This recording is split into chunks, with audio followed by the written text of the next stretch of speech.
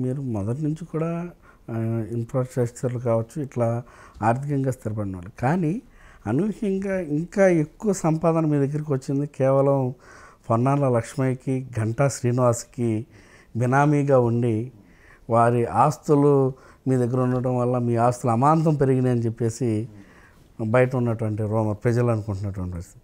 అది ఎంతవరకు నిజం? ఒక వ్యక్తిని ఎవరైనా నెగిటివ్ కామెంట్ చేయాలంటే ఎన్నో ఎతుకుతూ ఉంటారు. నేను ఎవరి బినామీ కాదు. నాకు ఆస్తులు ఎలా సంపాదించాను, ఎలా వచ్చినాయి అనేది అది దాచుకుంటే దాగేది కాదు. అది క్లీన్ పేపరు. నేను ఎంతో కష్టపడి మా ఫాదరు 65 నుంచి కాంట్రాక్ట్ వర్క్లు చేసుకుంటూ వచ్చారు. అదే కంటిన్యూ చేసుకుంటూ కష్టపడి పైకి వచ్చిన వాళ్ళం. కొన్ని వర్క్లు చేసినప్పుడు కొంతమంది పరిచయం అవుతారు. ఆ పరిచయాలు కొనసాగిస్తూ ఉంటాం. దానికి ఉన్న రిలేషన్లో కొంతమంది నెగిటివ్ మాట్లాడటంలో మీకు తెలియదే ఉంది.